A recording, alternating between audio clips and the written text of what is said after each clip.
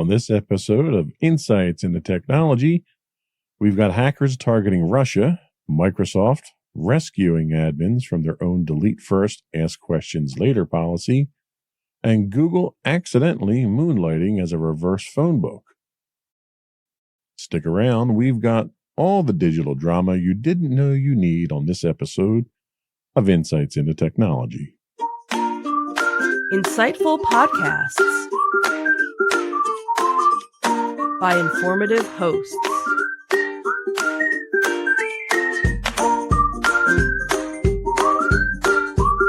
Insights into Things, a podcast network.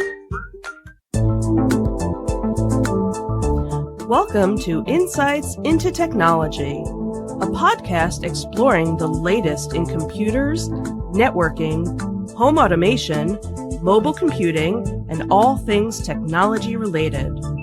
Our hosts will take a deeper dive into the latest and greatest in tech trends and give you the information you need to enable your tech-centric world.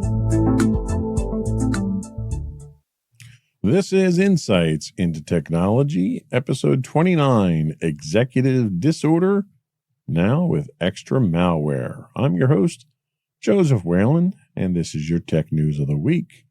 First up is an article from Cyberscoop, Quantum Leap or Quantum Lapse.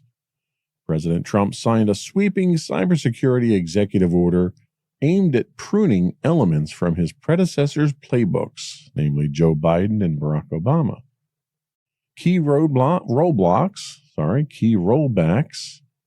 include the removal of federal digital ID mandates such as mobile driver's licenses, scaling back secure software procurement requirements, and narrowing AI cyber coordination vulnerability management instead of broader AI-driven defenses.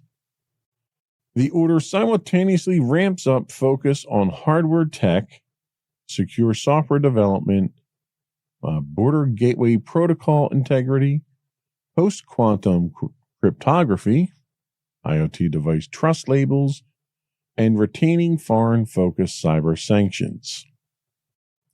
So there's some shifts in the federal policy here. Removing mandatory secure software attestations may reduce compliance burdens on software vendors. This is one that kind of is in my wheelhouse going through certifications for CMMC. So I'm curious how this is going to play out moving forward, considering it was an initiative that was started under the first Trump administration. The mandate for post-quantum cryptography is kind of, I think, premature, really. They're maintaining agencies to begin adopting standards resistant to quantum-enabled decryption signals. They're trying to future-proof it here, but I think the technology is at such an infantile stage that any defense you come up with right now will almost immediately be obsolete once quantum cryptography really comes to its own. While Biden pushed back for proactive AI-based threat hunting, the new order refocuses efforts on vulnerability management and open academic data sets, potentially slowing innovation in AI-driven cyber defense. And it's a more aggressive posture at developing AI, I think, than trying to take a cautious approach and keep controls on it so it doesn't get out of hand. I think that's rather reckless. I think given the threats that we've seen so far coming from AI, we need controls before we let the genie out of the genie's out of the bottle already. But, taking these controls off, you're giving the genie a shot of steroids here and jacking him up even more. The one thing that was disappointing to me was the scrapping of the government-backed digital ID efforts. This is likely going to stall enterprise identity verification and fraud reduction projects that are built on these mobile driver's licenses. I know they only rolled out to a handful of handful of states in the United States. not New Jersey, where I'm at, unfortunately. So I don't get to enjoy that feature. So hopefully this is something that they'll pick back up and we can move forward with it, because I think the idea of carrying around documentation is rather passé at this point in time. So we'll see. The one concerning thing is this is I guess another indicator in the trend of walking back controls and defenses on cybersecurity at a time when we're getting hit the worst by nation state actors. Next up is an article that comes to us from The Record, from Russia with malware. In a cyber plot twist worthy of a spy thriller, a new hacker collective calling itself Lockbit 3.0, but likely unaffiliated with the original gang, has emerged to do what most ransomware groups avoid: target Russia. This new crew is using the Lockbit brand as a smokescreen and recently claimed to have attacked Russian state-owned companies, including the telecom giant, which I can't pronounce, that is Energosbyte Plus. We'll go with that. That sounds close. Their motives: allegedly retaliating for the war in Ukraine. Cybersecurity analysts remain skeptical of the group's identity, but agree the campaign breaks the long-standing taboo of Russian criminals steering clear of domestic targets in the mother country itself. And the interesting thing that we run into here is Russia has long been known as a shelter for cyber criminals, either cyber criminals that they sponsor or that they run themselves, or cyber criminals that simply attack their targets of opportunity that they want attacked that need a place to hide, and Russia seems to want to shelter them. With some cyber criminals, presumably in Russia itself, attacking the country, this may change that. You may see the Russian government crack down a little bit on this and actually start to become part of the solution and not part of the problem moving forward. There's also a copycat risk here, and the brand hijacking of Lockbit's a little strange. The attackers are posing as Lockbit, but all signs suggest they're not. But it raises concerns for enterprises that rely on threat actor attribution. If brand impersonation becomes common, incident response teams may need to reevaluate playbooks based on assumed group behavior. We have a tendency as human beings to put everything into categories and clusters, and it makes it easier for us to understand and deal with. And when you have someone come in who's pretending to be someone else, they get dropped into the bucket as that someone else. And there's a certain behavior, there's certain characteristics that are looked for from that group that now if someone who isn't really supposed to be in that group has been put in there, they could completely change some of the tactics that are used right now from a defensive standpoint. This also might suggest that the global threat modeling needs some recalibration. With Russian targets now seemingly fair game, the global cyber landscape becomes a little less predictable than what we're used to. I don't necessarily know if that's a bad thing, but I don't think it's a shift in the right direction for cybersecurity in general.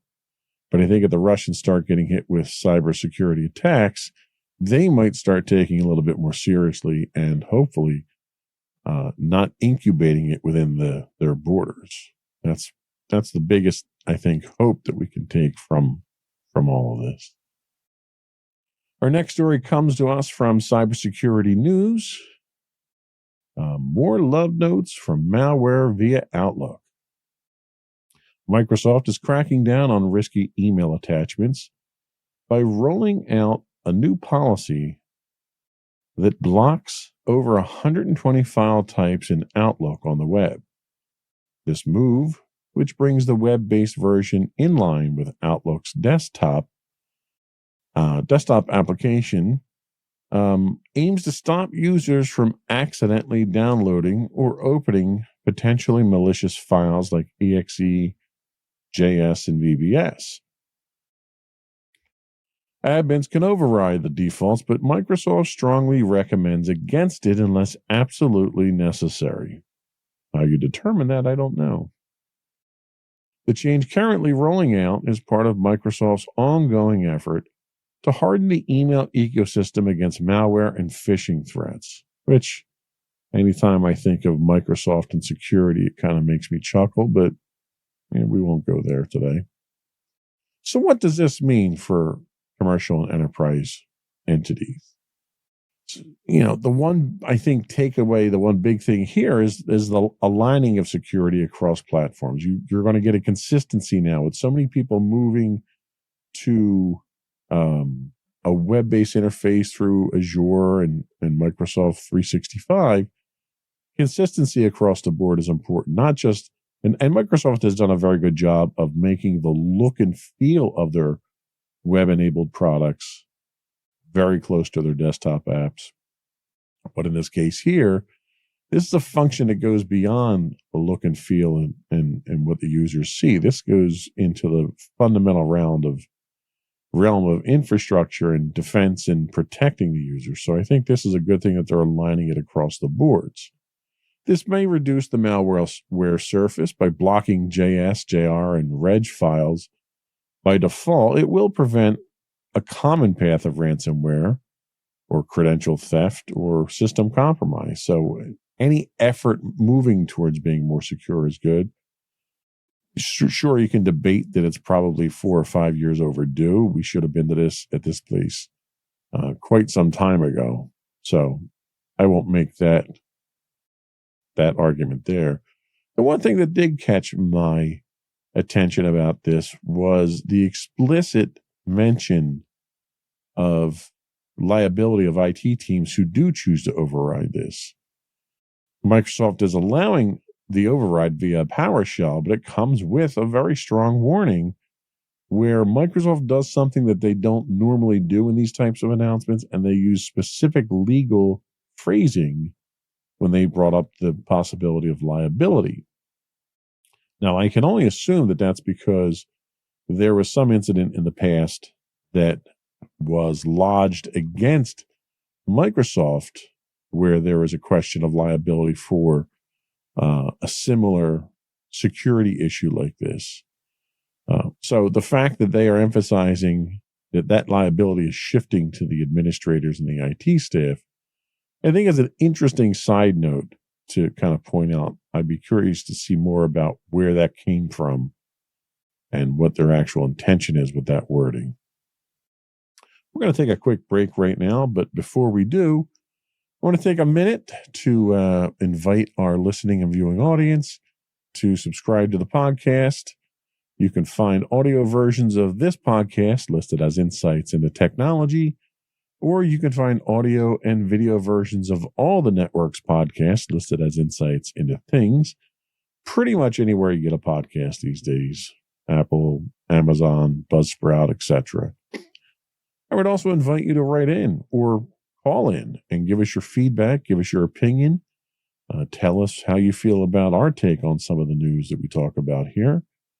You can email comments at insightsintothings.com, or you can call and leave a voicemail for us at 856-403-8788.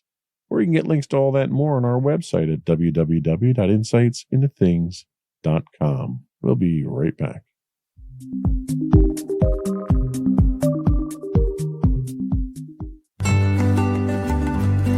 Insights into Teens, a podcast series exploring the issues and challenges of today's youth.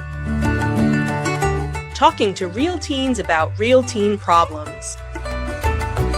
Explore issues from braces to puberty, social anxiety to financial responsibility. Each week, we talk about the topics concerning today's youth.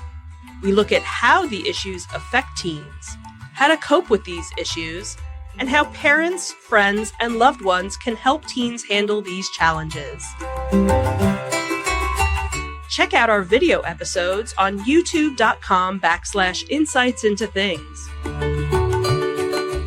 Catch our audio versions on podcast.insightsintoteens.com or on the web at insightsintothings.com.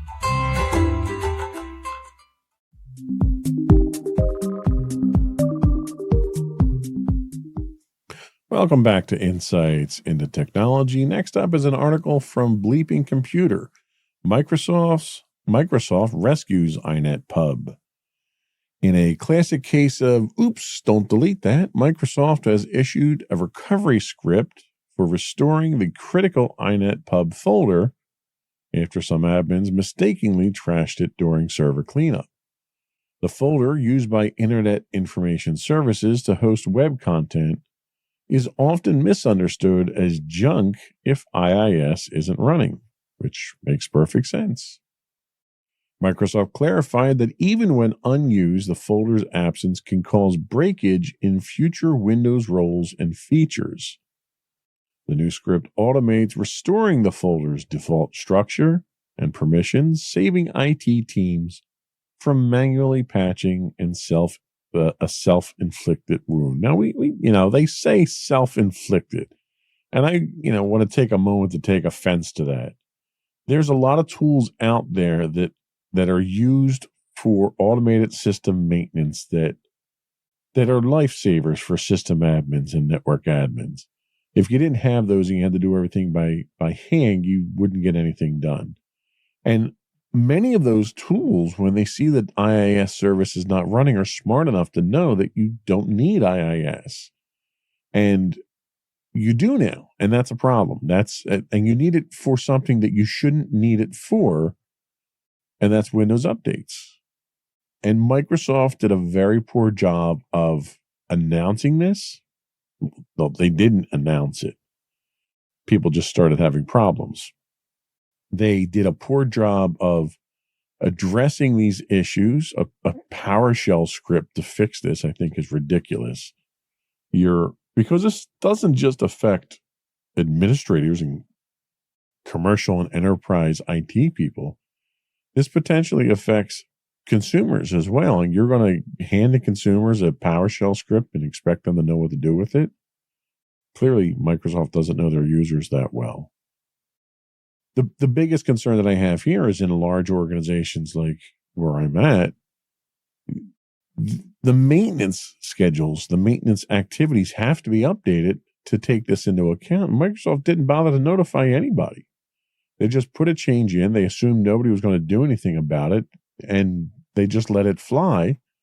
And then when people started deleting it and couldn't get Windows updates, they basically blamed it on the people for deleting a folder that they shouldn't need on their system in the first place. So this was a very sloppy mess that Microsoft created for really no good reason. And shame on Microsoft for their way of cleaning this up, because they didn't clean anything up. You still have a hot mess going on with this, and they gave you a sloppy patch for it. So I don't know if you can expect better than that from Microsoft these days, but I would expect better from that from any vendor, to be honest with you, when it's their core product like this. Next up is an article from 404 Media, the great Google phone book hack. In a shocking privacy slip, a security researcher discovered a method to uncover phone numbers tied to virtually any Google account, including Gmail and YouTube profiles. By exploiting Google's Find My Device system and leveraging how Google handles linked phone numbers, the researcher could reverse engineer the digits without needing prior access. The vulnerability, responsibly disclosed and now patched, could have allowed attackers to harvest personal phone data on a massive scale. Google acknowledged the issue, but did not reward the researcher through its bug bounty program, citing a policy technicality, which I think was kind of lame considering the potential impact of this attack. So, again, this is one of these situations where a third party has discovered this vulnerability. And it shows how identity-related metadata like phone numbers can be exposed without direct account access. And it's something where companies like Google and Meta and other big companies like that basically you're the profit center, you're the product that they harvest. They try to find every conceivable way of getting information out of you that they can sell without really taking into account the impact, the security impact that's going to have if that information gets out. And frankly, I don't think they care. They certainly don't care when the government and regulations don't force them to care. But I think it's also important to take a look at who you're giving your information to and why are you giving it to them. Because if it's to use a service that's free, you can rest assured that anything that you give them is going to be used, regardless of what obscure documentation they throw in your face to scroll through. This is the first instance where really Find My Device has become a vector, and it's become a tool that a lot of people have become quite dependent on. Google's device tracking tool was unintentionally weaponized here, proving that even good guy features can be flipped into privacy threats. It underscores the importance of threat modeling beyond the traditional attack surfaces. And I think that's probably the lesson learned here. Software developers are extremely creative people, and they can come up with the most ingenious ways to solve problems. One of the things that they, at least in my experience, I don't want to generalize too much here, but in my experience, the one thing that they're not very good at is thinking from a security posture from the start. So oftentimes there's this push, this rush to put features in and get them out the door, and people don't stop to think of the security implications and how this function or this tool or this ability to do something can be manipulated by a malicious actor. And unfortunately, the malicious actor, that's all they do all day long. So they tend to have a bigger advantage to that than we do. So unfortunately, the person who did get this did not get the bounty on here because they talked about it being, what was it? They said, even though Google has patched the flaw, incidents like this chip away at the trust enterprise customers and end users place in the platform's privacy protections, especially when Google accounts are so tightly bound to the personal identity. And they said that the Google refused to reward the discovery because of a technicality involved. This technicality involved a user enumeration vulnerability and not a full data breach. You know, if you're going to stick to your guns on stuff like that, on a fine that was this big and this significant and potentially this damaging, you're really not doing your part to help the community, Google. You've got more money than God. Don't be so stingy with it when people come to you to fix things like this before someone malicious discovers it. Our last story today comes to us from the Register. Hikvision or Hacked Vision.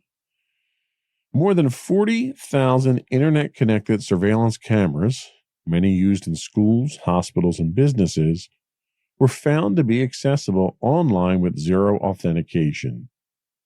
According to security researchers at Census, the mostly Hikvision branded devices expose live feeds, screenshots, and even geolocation data.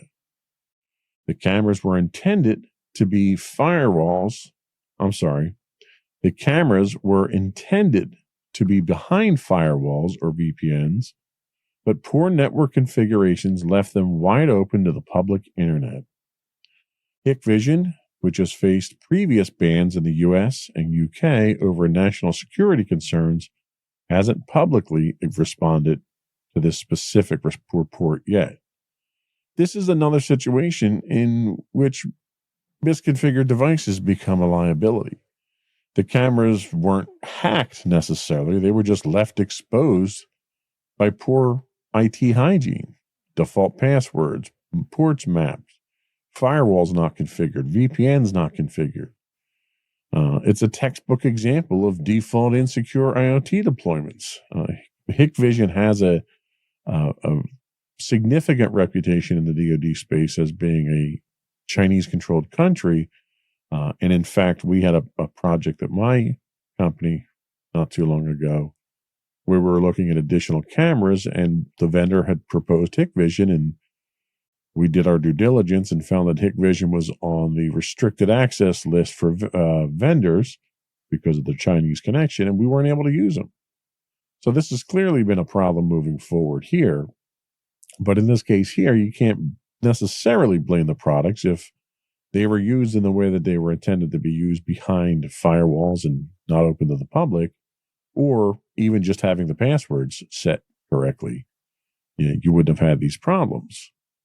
It underscores the importance of implementing zero trust architecture, which we talked about previously, not just for software access, but for connected hardware. Publicly exposing security devices is the antithesis of that principle. We had an incident in one of my facilities just recently where we brought a vendor in to set us up with some new features for a conference room, and they needed to obviously be on our network space because it was all IP-based technology that they used. So the first thing we did was we gave them their own VLAN, and we segmented them off from the main network itself. And it's stuff like that you have to think of this stuff at the beginning. Prior to implementation, you have to try to figure out where your security holes are going to be. You can't tack it on after the fact. You can't go out there and get all your bells and whistles and then try to secure it, because chances are you've already been exposed at that point. So hopefully this will get resolved fairly cleanly. Hikvision systems are generally pretty popular with consumers and commercial entities in the United States. So I think that was all we had for today. I did have my passcode deep dive that we're going to do. We're going to hold off on that. I wanted to go back and redo that and update some information in there. I wasn't really happy with that after I looked through it. So we should have that to you hopefully in the next couple of episodes. Before we do go, I did take the time to go through our social media and public presence sites to see who out there is joining us recently. On our WordPress site at www.insightsintothings.com, we had 3 new folks subscribe to us: Sandy Cowan 6, Harry Gilroy, and Tessa Milton 8393. Thank you so much for joining us on the website. And Twitch has kind of slowed down a little bit. We haven't been pushing as much of a presence on Twitch lately just because of scheduling issues. But we did have a few new follows. DQ123432, 163 Sash, and I'm going to spell this one because I can't pronounce it. YESITZ _DJ followed us this week on Twitch, and I want to thank you all for that. I appreciate it. I appreciate all of our viewers and listeners out there. Your feedback is always appreciated, and we'd love to know what else we can do to help serve the community out there. I do want to plug a couple of things before we go. First off, obviously, you can subscribe to the show. Video and audio versions of all of our shows can be found listed as Insights into Things. Just audio versions of this show can be found listed as Insights into Technology. And we're on Apple, Spotify, Google, and so forth. I would also recommend you reach out to us. We'd love to hear from you. Give us your take on things as we talk about them. Give us your opinion. You can email us at comments@insightsintothings.com. You can call us, leave a voicemail at 856-403-8788. Again, that's 856-403-8788. We do stream 5 days a week on Twitch at twitch.tv/insights into things. If you are an Amazon Prime subscriber, you do get a monthly Twitch Prime subscription for free. We'd appreciate it if you threw that our way. It helps keep the lights on around here. You can also find high-res versions of all of our videos on YouTube at youtube.com/insights into things. Or you can find links to that and more on our main website at www.insightsintothings.com. That's it. Another one in the books.